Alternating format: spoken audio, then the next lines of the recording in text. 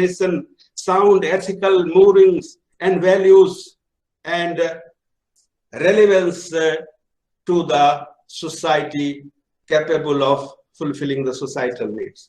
So this was just an example.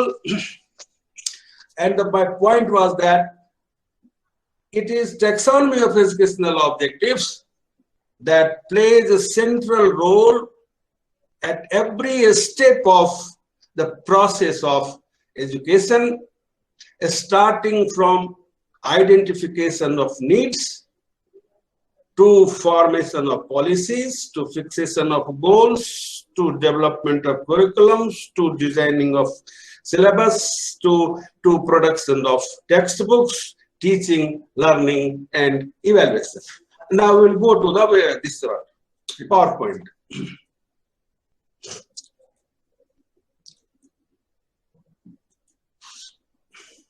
You see, and we are very helpless people because we have to attend 22 languages programs. So, and I am a student of Hindi. I can hardly manage in English, so I cannot prepare PowerPoint in all the languages. So that bilingual English in Hindi PowerPoint is there, and I used to use it in every program, and somehow it works. And in the beginning, I have said that you are aware of all these things. It is just like brushing the teeth, filing the knife, because by using for so many years that age gets, what is that, dull. So that's for that only this kind of orientation and training programs are arranged from time to time. So just clear the dust.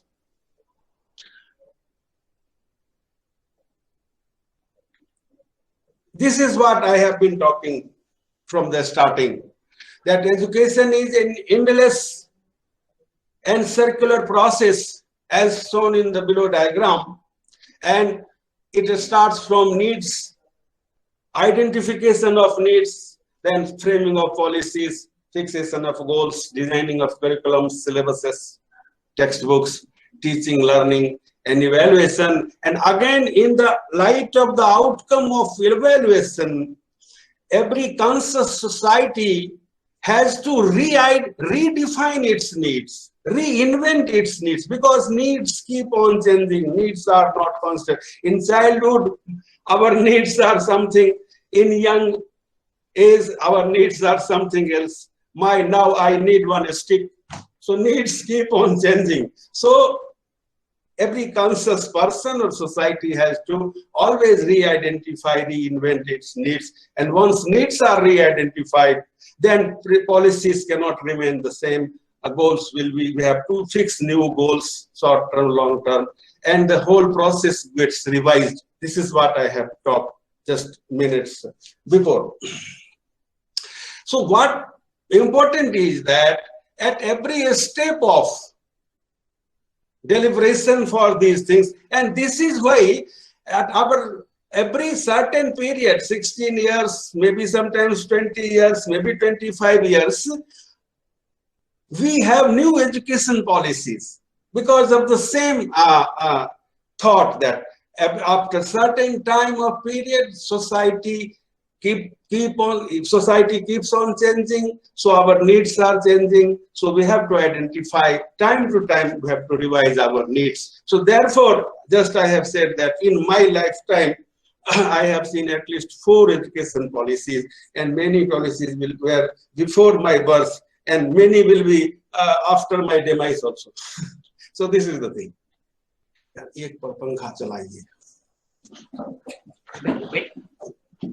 This is what the table of taxonomy is.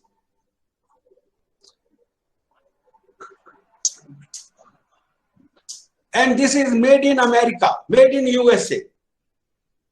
And you know very well that Benjamin S. Bloom is given with the credit to design the taxonomy.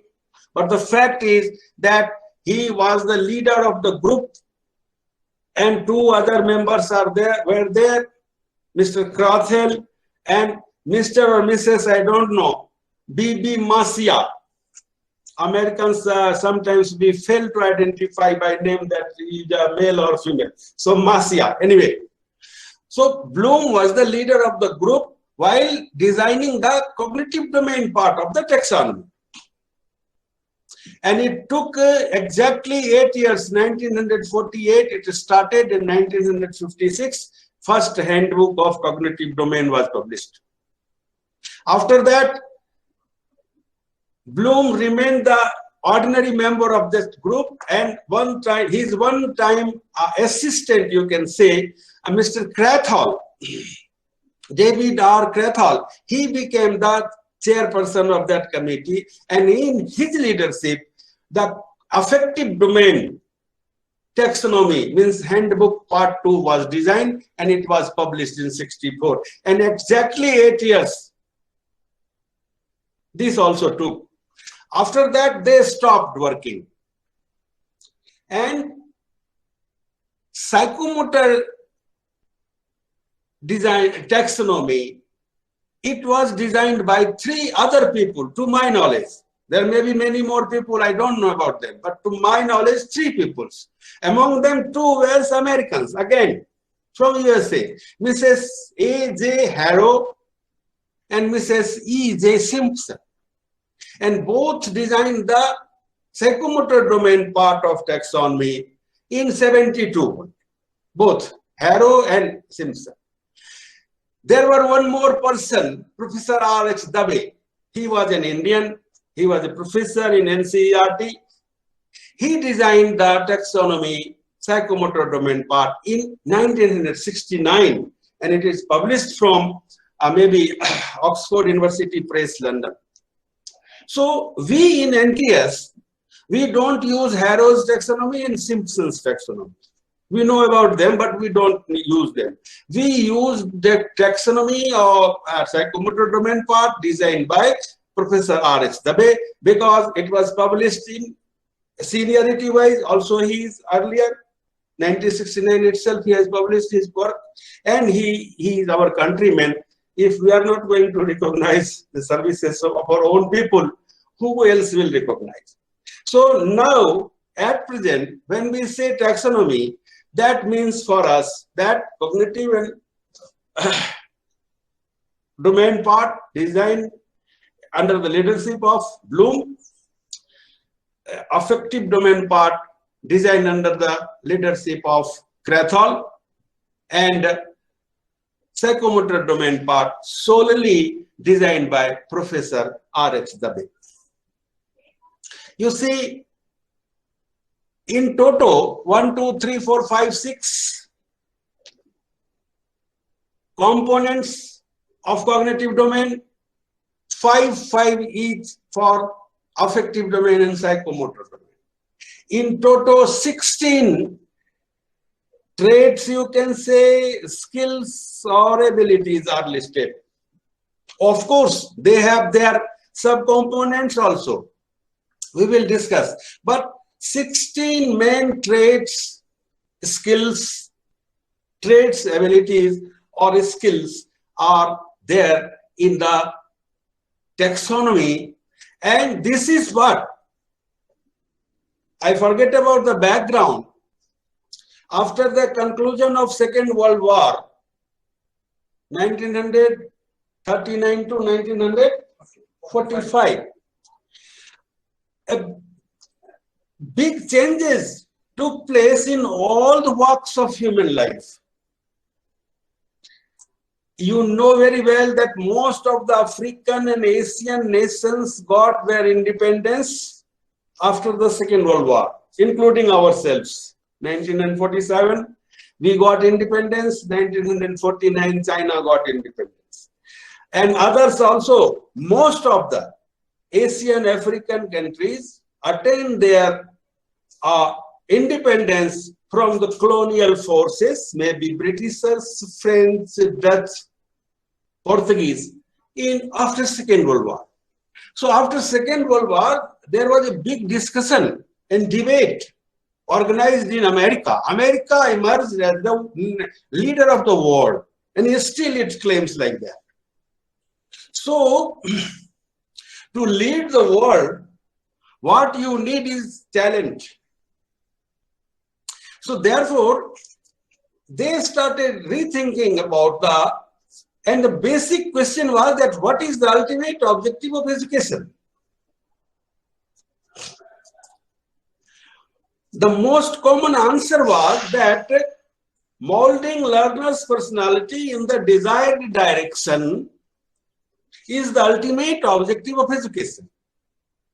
Molding learners' personality in the desired direction, just like a potter. Potter makes pots out of this, what is that, mud. And the mud, the same piece of wet mud, he will take, put on the round, what is that? Chak, we say chakra. And pictures are created, then which is that? Earthen candles are created, pots are created, different kind of things are created. So same imagery has been taken to answer the question that what is the ultimate objective of education. Then say that molding learners' personality in the desired direction is the ultimate objective of education. What happens now if you raise a question, someone will answer. So from that answer, many questions arise. So the same way when they said that molding learner's personality in the desired direction, then immediately two questions arise.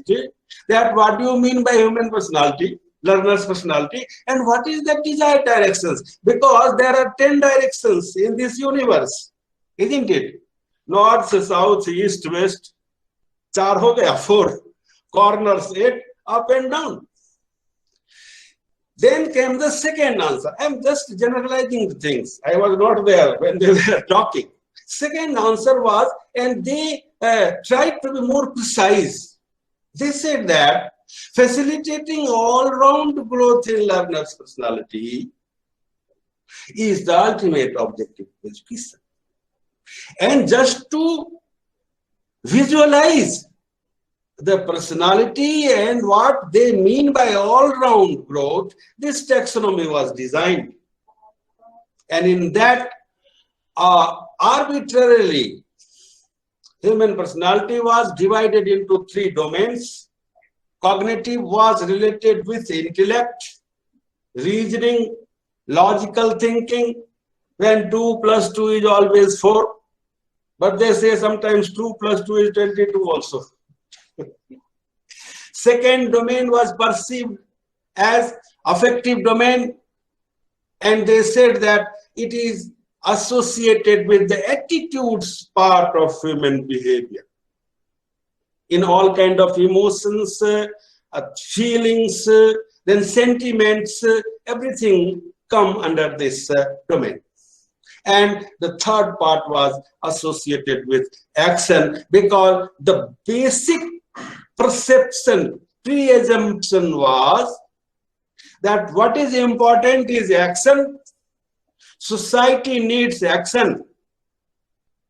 And all kind of educational institutions are founded and funded by society. When we say government, society se bahar kuch nahi hai.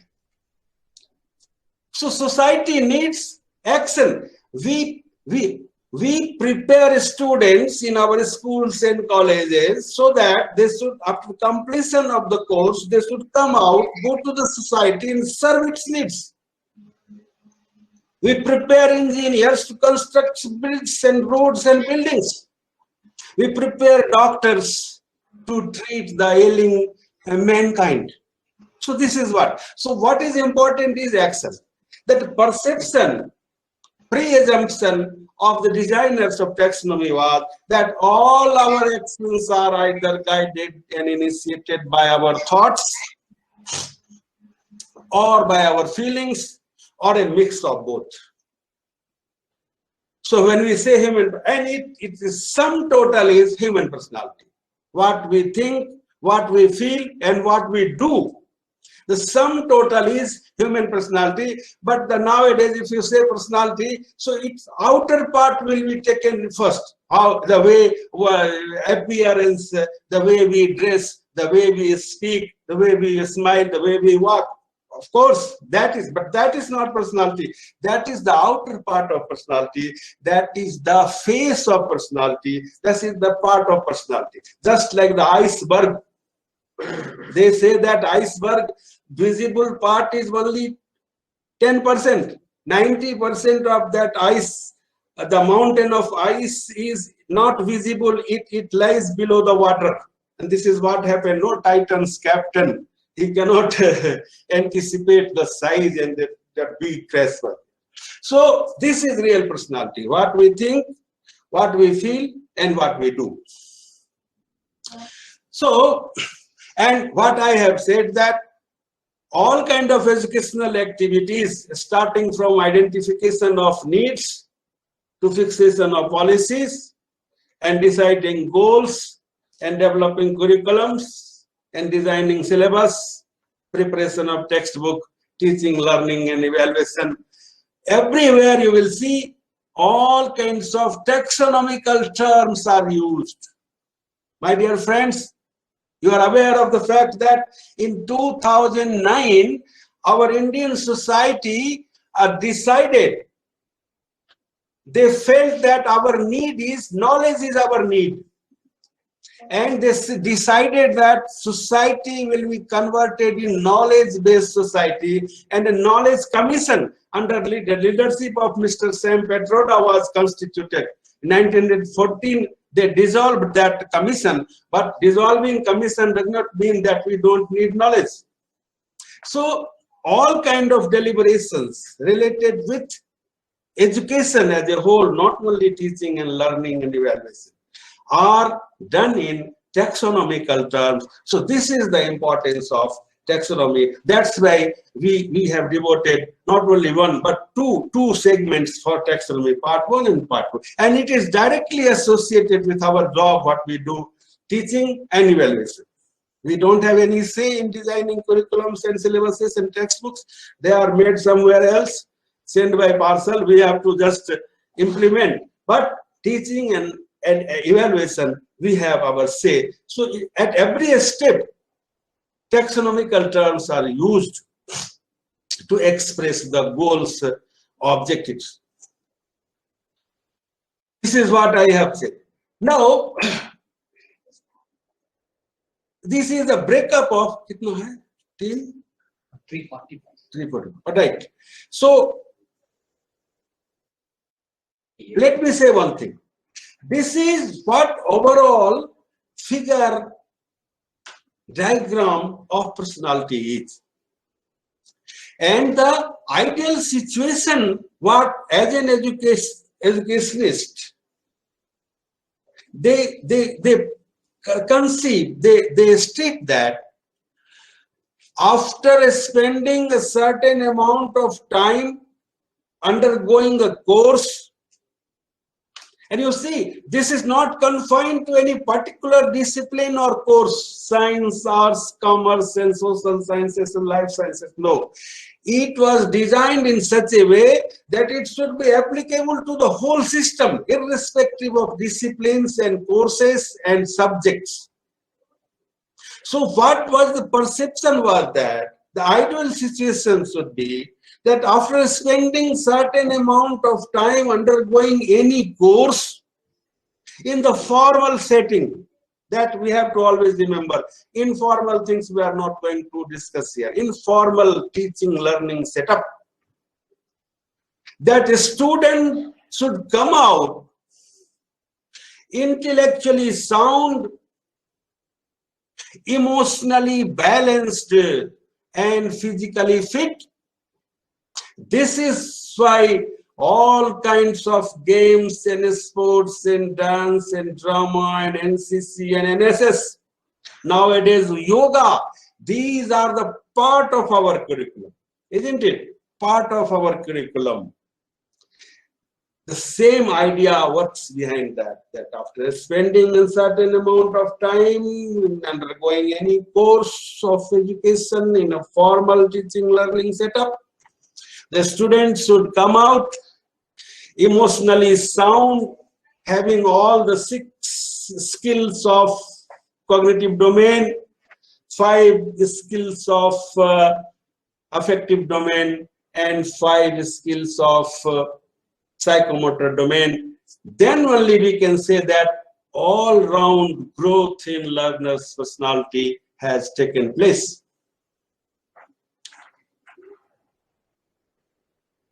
Now, but in practice, what happens is that our maximum focus is only on the cognitive domain part, isn't it?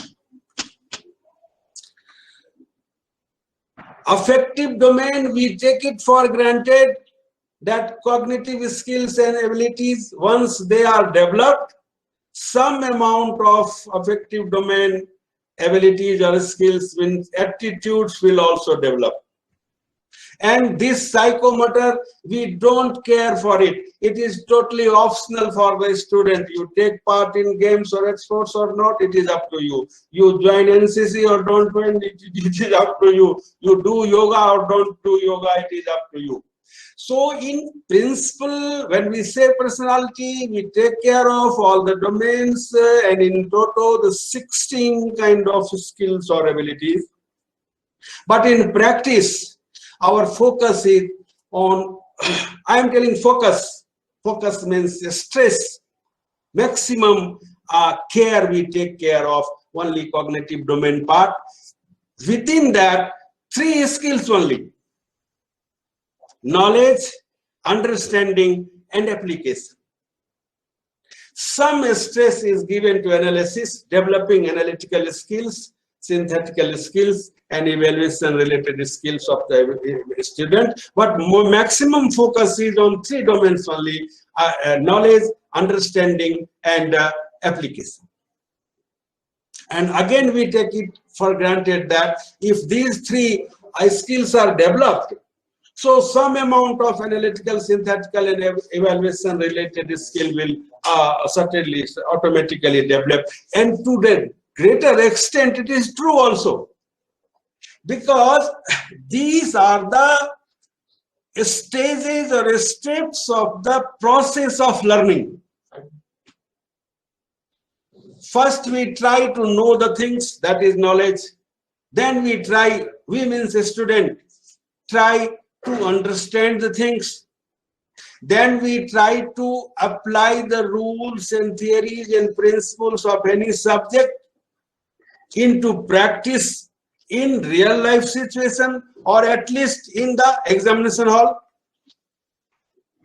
Then when you go for applying the rules and theories and principles, you are bound to face problems. You means take students. We are all students, that is a different thing.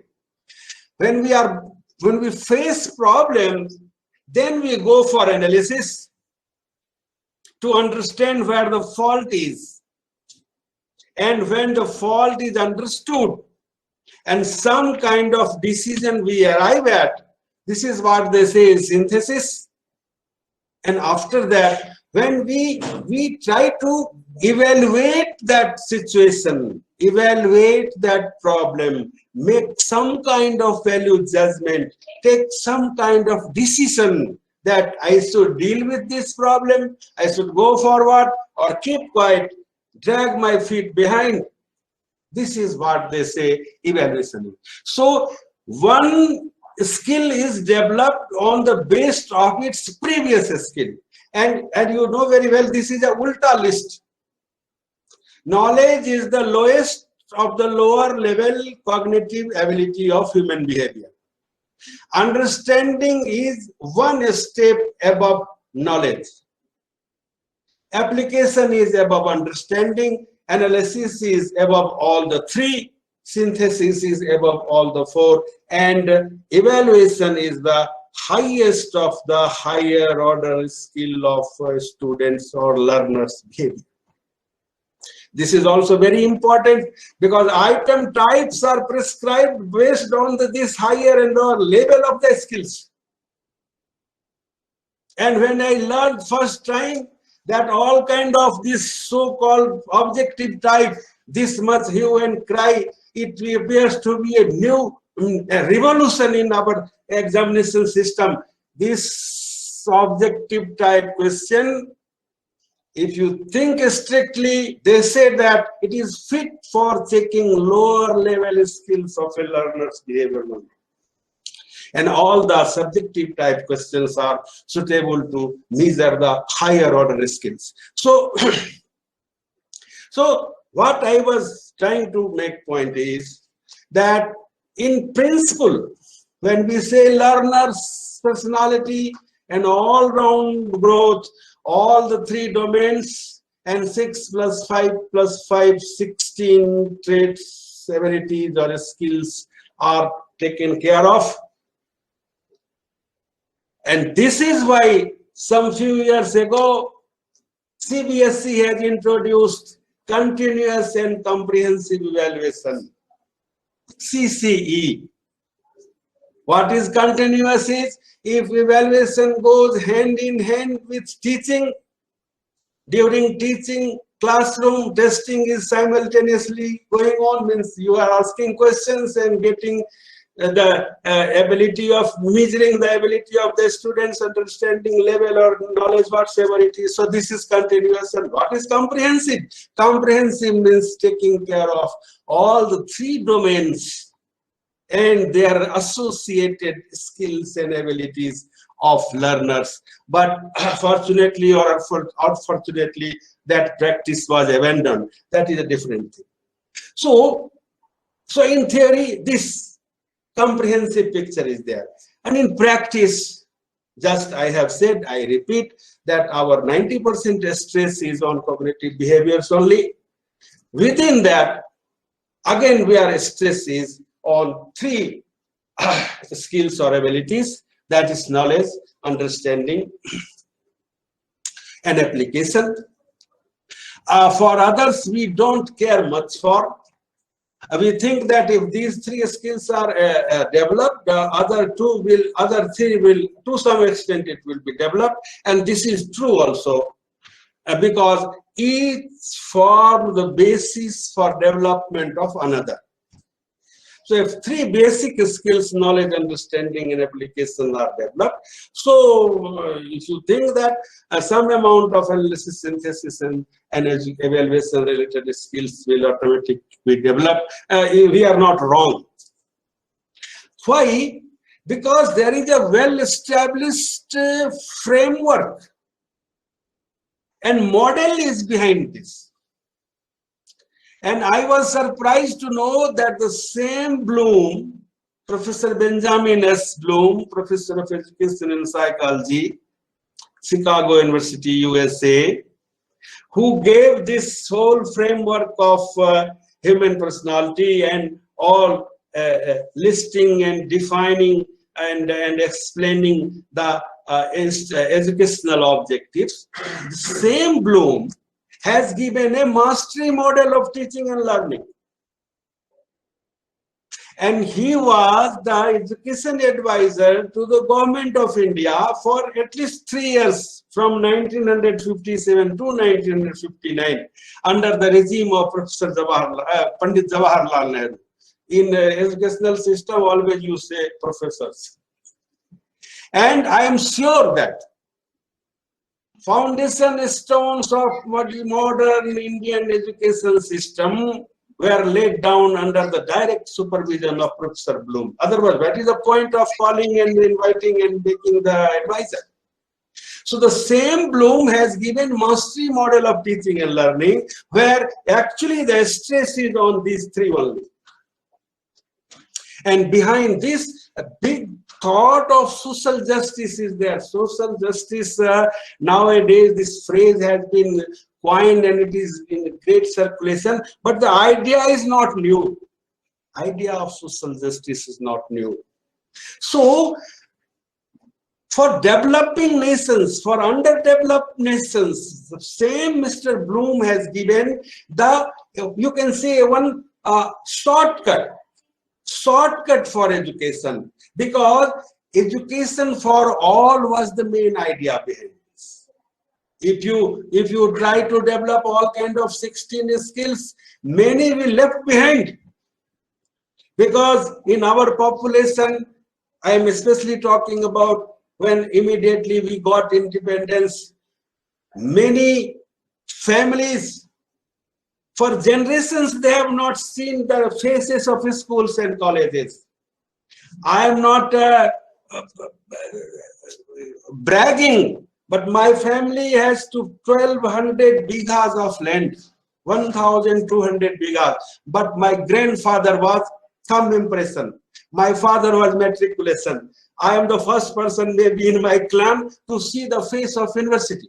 So this was, and means what they say, if landlord family was having this kind of mindset, and this was the mindset also. Physical resources are also important, but more important is mindset. So in this kind of society, where generations are yet to see the main gates of schools and colleges, same Mr. Bloom has introduced this mastery teaching learning model.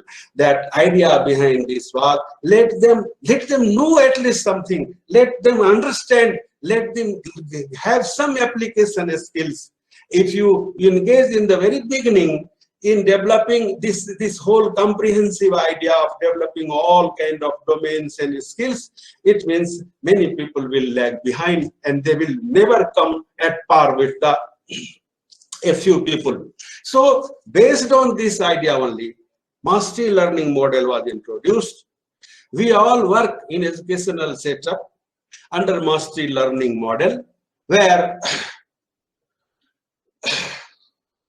90% stress is on cognitive skills. Within that, knowledge, understanding, and application are given. Again, within 90%, again 90% stress is on these three. Other three, we take it for granted that if three basic skills are developed, remaining three will develop automatically. But if you go for the further breakup, you will come to know that this is also not a small thing. When we go, next slide will come, when we go for the further breakup of knowledge especially, you will come to know that developing knowledge is also not a small thing. And you see, in our Indian, or let me say Oriental, when we say Oriental, at least, what is that? Persia, India, and China, three big nations come inside. Knowledge was the ultimate mental faculty, ultimate achievement to be achieved by a human being. Lord Buddha, Prince Gautam, let me say, gave up his palace, not house. Home is for ourselves, our small creatures. Prince Gautam left his palace in search of what? In search of knowledge. So knowledge, in our Eastern point of view, is considered to be the highest mental faculty to be achieved by a human being. But for Easterners' point of view, I have just said that knowledge, from their point of view, is the lowest of the lower levelity of learner's behavior. For them, knowledge is knowing. Knowing is knowledge. You know about Bangalore. Yes, Bangalore is the capital of Karnataka. You are knowledgeable about Bangalore. This is what their perception. But let me say, according to their perception only, if you go for the breakup, then you will realize that although knowledge is known as the lowest of the lower level skills or skill or ability of human behavior, but knowledge itself is a big thing, when even from the Westerners' point of view also. So let us see the breakup. This is what I don't know, you can read if Devanagari. This is what I have said, that Vyaktitva Sangyanaatmaka Bhavatmaka Manodehe I have crossed Manodayik and Bhavatmak because of the same idea, Masti learning, teaching learning model, what is implemented and we all work within that. So only Sangyanatmak is taken care of. Within that also, Jnana Bodha and Anuprayog is given the maximum emphasis. Now you see the different dimensions of knowledge.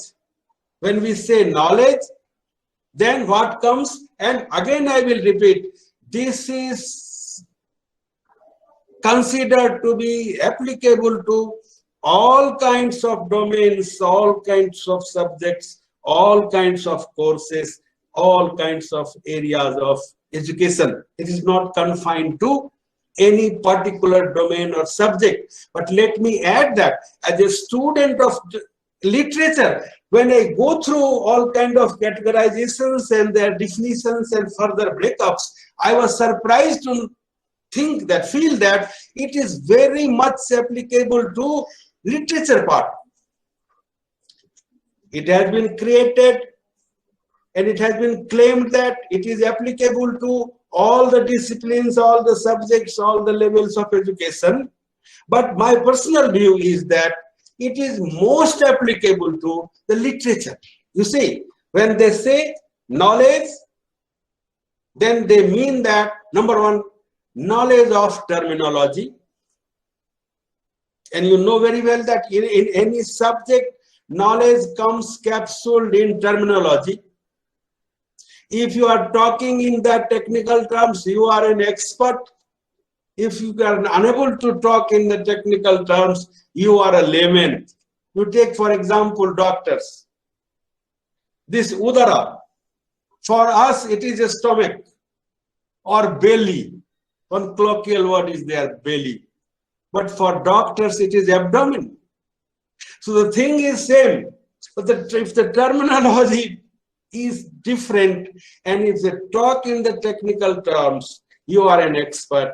If you talk in a general terms, you are a layman. So when they say knowledge of any subject comes capsuled in technical terms. So that's why the designers of taxonomy, first breakup of knowledge they have given is knowledge of terminology.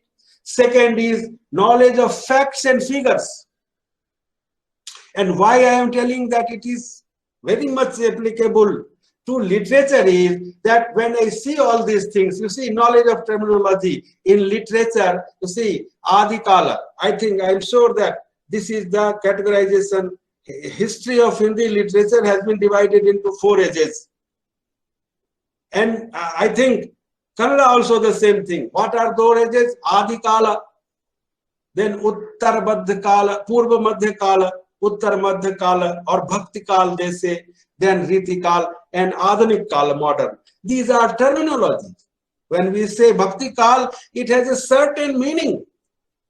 And this is what terminology is. If a word is used in a fixed meaning all over the world, in that particular domain or discipline, that is a technical term. So in literature, it is very much applicable. Then you see knowledge of facts and figures, authors, books, years of publications, their ideology, hundreds of things are there that come under knowledge of facts and figures. So this is very much applicable to literature. This is my extra what point I am adding. But in general, it was prepared for to show such a comprehensive way that it should encompass all the disciplines and all the subjects. So knowledge of terminology, knowledge of facts and figures, knowledge of traditions and conventions, knowledge of trends and sequences, knowledge of classifications and categories, knowledge of criteria, knowledge of methodology, and knowledge of universals and abstractions that include all kind of theories and principles. This is what knowledge is.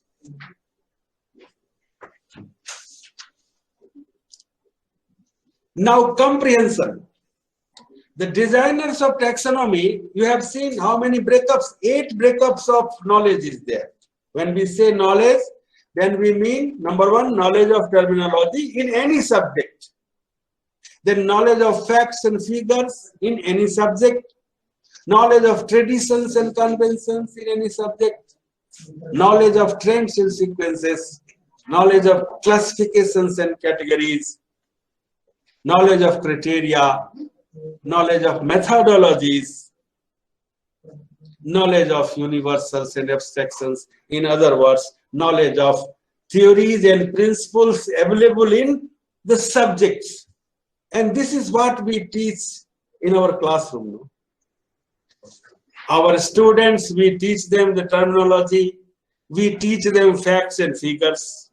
Whatever subject we teach them terminology, we teach them facts and figures. We tell them about the traditions and conventions of that particular subject. And the literature is full of traditions and conventions. Every big writer represents a different tradition and he or she creates a different convention. Every big writer belongs to a separate tradition and he or she creates a different conventions. What Kuvempu is not, what is that? You have the maximum number of, what is that? Gyanpith Award winners. Right? So you have the Kannada has the maximum number of, after Hindi perhaps, Gyanpith Award winners in literature. So every, 8, yes, my friend is telling me, right? 8, right? I am sure that all the 8 writers belong to 8 different traditions and they have created 8 different conventions. So this is what we teach. Then we teach knowledge of trends and sequences.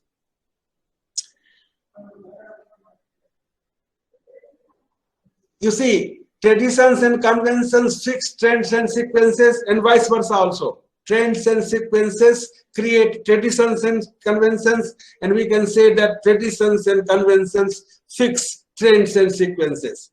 Based on trends and sequences, classifications and categories are created. A set of writers belong to some, you see, for modern time, progressive writers. It is a category. New story. Hindi say Nai Kavita, Nai Kahani. And now you see, Alpsankyak Vimarsa, Stri Vimarsa, Dalit Vimarsa, Adivasi Vimarsa. These are classifications and categories. These are based on trends and sequences and traditions and conventions. So this is what we teach our students in the classroom. Then criteria we teach them. Classifications are based on criteria or criteria are fixed on classification. It is a two-way process. You can say classifications and categories are fixed based on some certain criteria and criteria are devised based on classifications and categories. क्या बोलते हैं उसको? Agamana and Nigamana, induction and deduction, both are the process of same logical inference, and both the way we prove the same fact. एक ही सत्य को आगमन और निगमन दोनों सिद्ध करता है. So criteria are fixed based on classifications and categories, and classifications and categories are made based on criteria. And methodology, you see, in our publication we have 1-line verse, 2-line verse, 3-line verse, 5-line above. We have epics. Let me say in Hindi, and I think your Kannada also the same nomenclature is there. Geeti, then Khandakabya, Mahakabya. One thing comes in between, Champu Kabya, Nataka. So different genres and creation of different genres, different methodologies are used. So we teach the methodologies in our classroom. the students, and every subject has its own theories and principles.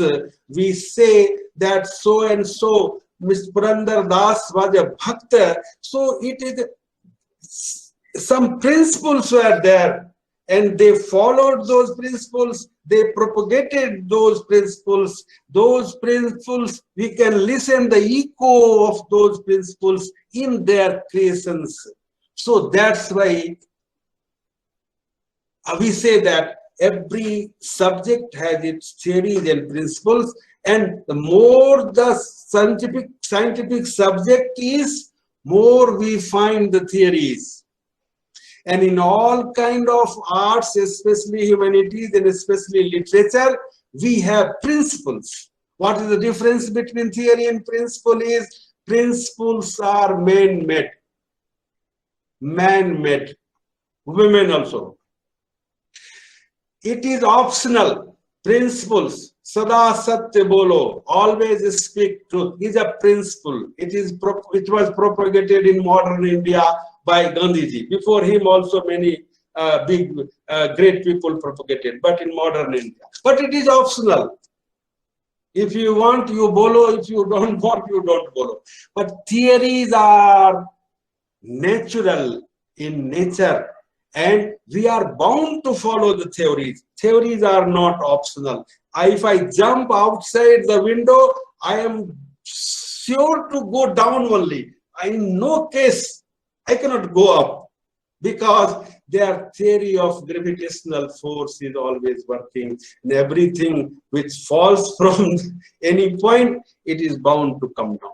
So theories and principles we teach. So this is what they say, that this is the overall structure of knowledge. Understanding, this is the second point of taxonomy, cognitive domain. Knowledge, understanding. Understanding, they have not given any subcategories. Only definition is there, that comprehension is the ability to, understanding, comprehension, same. Yes. But it is the application ka hai na. It is wrongly printed. I am sorry for that, but I can give you the comprehension is the ability to relate one information with other informations. This is ability to bring theories and principle is the this is the definition of application. I am very sorry for that. Anyway, I don't rely upon these things because these programs are online. So I am forced to use. I believe that money is what is in your pocket, not in the bank account, and knowledge is what is on your tongue. But I am forced to do. Very sorry. Comprehension is the ability to successfully relate one information with other informations. This is what comprehension is. And they have not given any subcategory like knowledge. You see, 8 categories are there. Knowledge, let me define. Knowledge is knowing. Knowing is knowledge. Ability to know something and to recall the same whenever required. Required means when a teacher asks, when there is a question paper is there. For external points of view, I am telling you. For us, knowledge is the highest mental faculty to be achieved by a human being. That is a different thing. Here, that is not applicable. Westerners' point of view, Bloom's point of view, knowledge is knowing and recalling the fact. Fact means terminology. What is that? Facts and figures, traditions and conventions, classifications, trends and sequences, criteria, methodologies, principles, whenever required. That is why, let me add, this is the appropriate point to say. When we say taxonomy, There is a revised version also, especially of cognitive domain part. And the same associate of Mr. Bloom, David R. Krathhol, after the demise of Bloom, Bloom passed away in 1999. Then the Krathhol, with the help of one Anderson, he has revised the taxonomy cognitive domain part.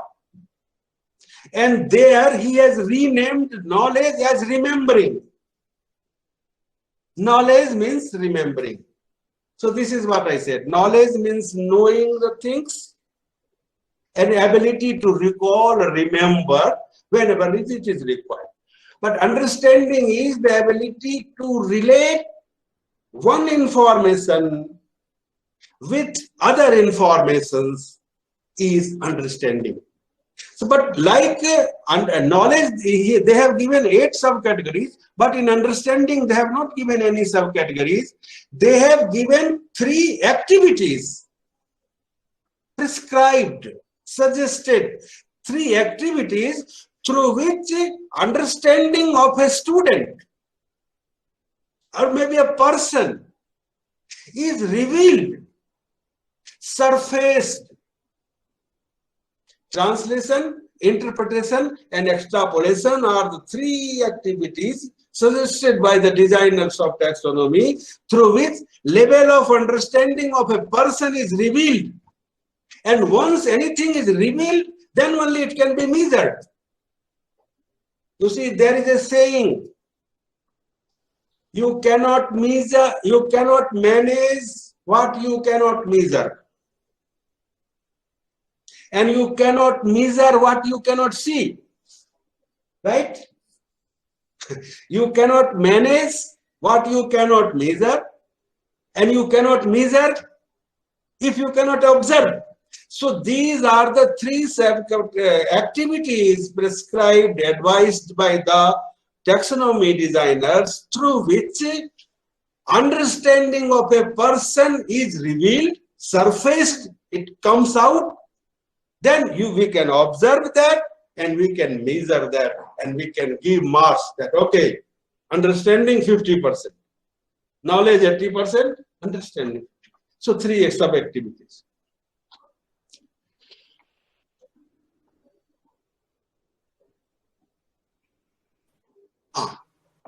This is what what is that? Confusion word. This is the definition. The ability to bring theories, principles into action is the definition of application. Application. Knowledge we have seen, it's 8 subcategories we saw. Understanding we have seen, we got the definition and we came to know that there are no subcategories, but 3 activities are suggested through which understanding of a student is revealed. Now, application. Application is the ability to use theories, principles into practice. There is no activity suggested because application is activity itself. Application is activity. So there are no activities suggested. Application means doing. So no subcategories, no activities are suggested. Then comes analysis, synthesis, and evaluation. I have just mentioned again and again that in comprehensive framework of personality growth, all the 16 skills are taken care of. Out of that, 6 belong to the thinking process or cognitive domain of learner's behavior or intelligence part. 5 belongs to the affective domain or attitude part of the learner's behavior, and 5 belong to the psychomotor domain part. But in under teaching model, mastery model of learning and teaching, under which we are all working here in the system, the most of the stresses, majority of the focus is on cognitive domain part. Within that, again, the 90% focus is on the 3 skills which we have already discussed: knowledge, then understanding or comprehension, and application. But since we are talking and we have time, we can go through this analysis. Analysis is, and gradually you see, I have said that these are higher order mental skills: analysis, synthesis, and evaluation. So this is reflected in the definition also and the breakup also. You see how simple definition is knowledge. Knowledge is knowing and remembering. What is a Recall. recalling? What is understanding? Is understanding is the ability to relate, successfully relate, not by jumbling. Successfully relate one information with other information is understanding. What is application is translating or using theories and principles in real life situations or in practice in examination hall, in the laboratory is application. But you see the definition of analysis is the process of breaking down a problem or an object in terms of its elements, their relationships, and the organizational principles on which these relationships are based. Now, out of the definition, 3 points can be derived. That analysis has 3 subcomponents, that is elements, relationship among elements, and the organizational principles, because in every object, elements are related based on sub-principles. You can take the example of a simple pen. You see the elements. Can you see the elements? 1,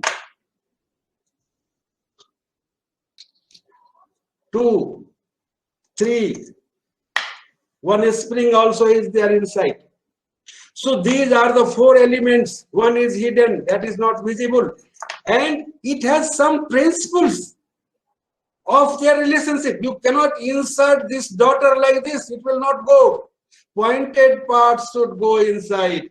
Then you cannot directly fix the cap. It will not work.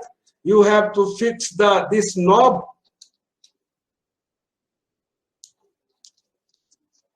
After that only this cap will be fixed. This is what they said, that elements, relationship among those elements that combine together constitute that particular object.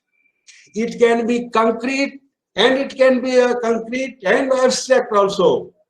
Object can be concrete, problem can be concrete also, and abstract also. And the organizational principles. This is what they say analysis is.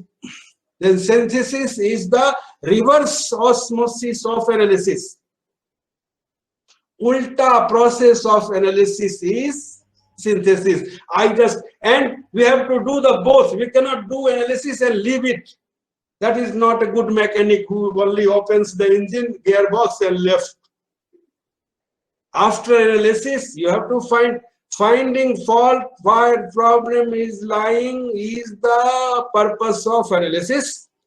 After identifying the problem, you have to fix it by applying the application skills, using the application skills, and then you have to reassemble the things, whether it is concrete or abstract. So this is what synthesis is. And you go, synthesis is the process of putting together the parts of a whole so as to produce what? Communicative uniqueness, plan of operation, derivation of a set of abstract relations. So I have asked in the beginning that these are gradually higher order mental skills, and this thing, their complexity is reflected in their definition itself. But that's why the great Bloom, keeping in view this complexity of this whole structure, he has prescribed only 3 skills to be taken care of.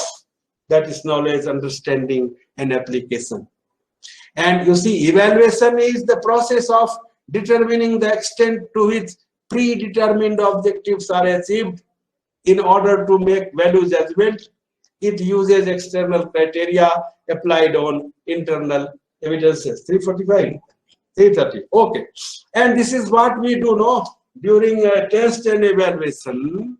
What we do is, we apply the, we administer the test paper, examination, just to see that the level of understanding, to what extent predetermined objectives means what were taught, what was perceived to be what kind of skills, maybe knowledge, maybe understanding, maybe application, maybe all the three were supposed to develop, whether they have actually developed or not in the student's mind.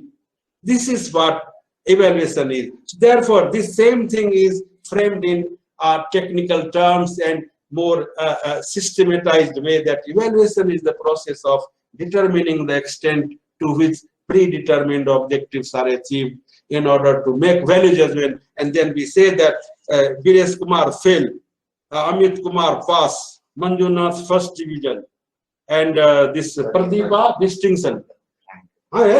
Top. So this is what value judgment is. And they say that it uses external criteria applied on internal evidences. This is what we have already. I am talking purely in the field of, within the field of education and evaluation. We have prefixed criteria. Let me cite my state's example. It may differ, but the idea is the same. 35% pass, 45% honors. If it is below that, person is passed, but they will write dishonor. Right? 60% and above first class, 75% and above distinction. So these are external criteria.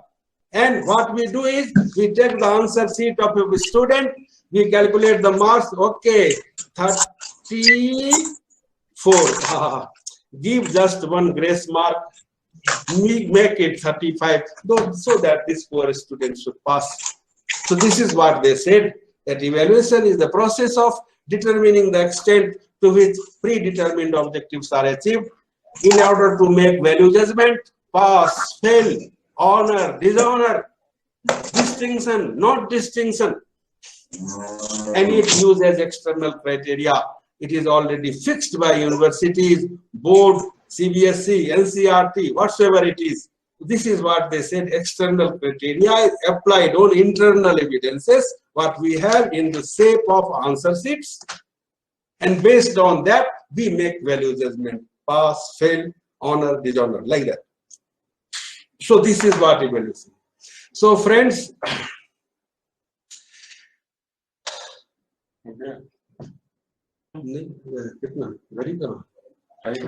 okay.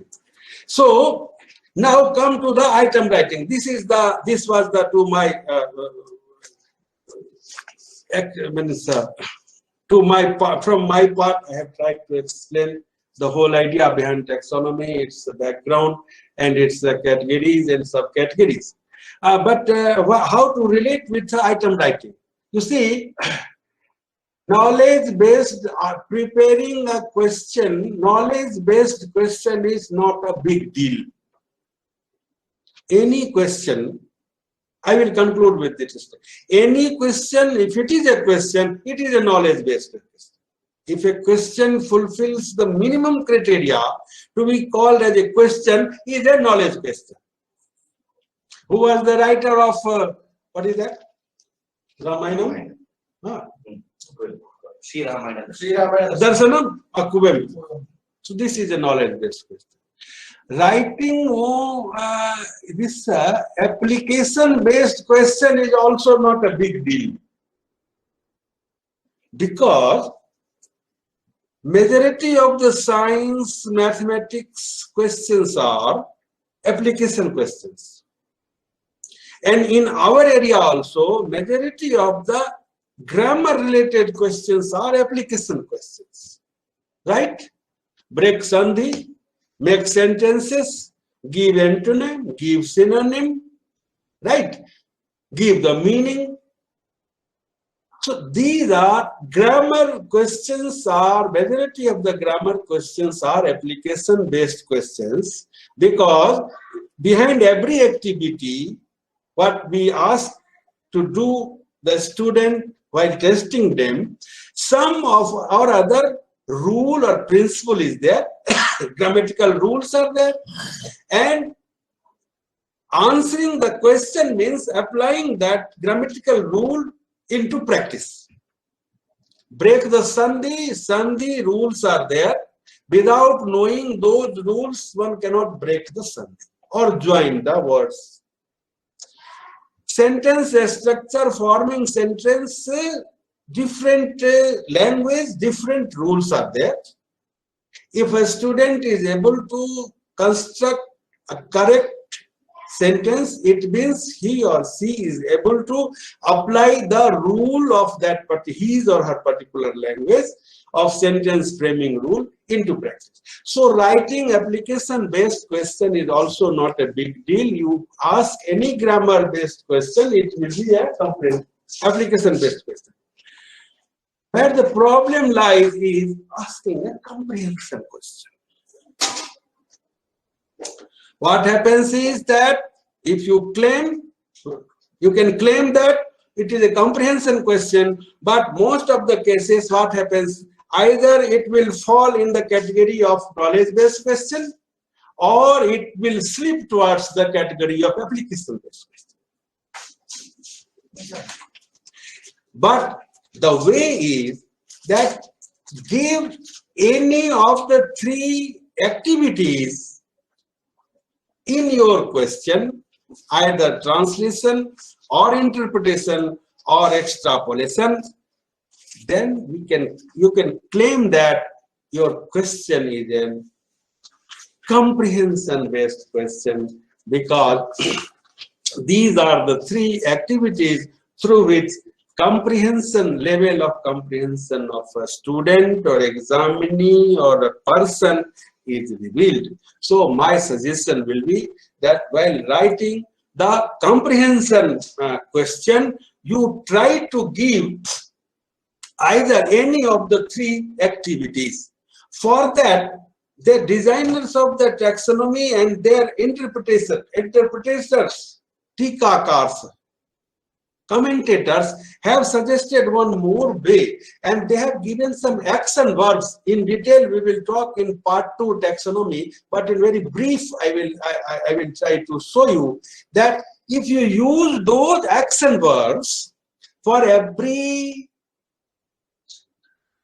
skill, maybe knowledge, understanding, application, analysis, synthesis, and evaluation, action verbs are suggested, and if they are used in the question, that question will go into that category. We will discuss in next talk. Here I will try to show you the categories, action verbs of comprehension, and by using them we can make our questions comprehension questions.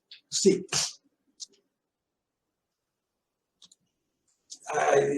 to make a full slide, I have this. Yes, my typist has given all the three. We can see, but we have to focus on comprehension. You see, translate, explain, defend, convert, distinguish, estimate, generalize, give example. Without understanding, you cannot give examples, correct examples. Infer, predict, summarize, rewrite, paraphrase, etc. are the action verbs suggested by the designers of taxonomy and their interpreters. Like I can say you Grunland, and I don't read many books. If one book I find suitable and that I could understand, I will read only that book. So they have suggested the action verbs.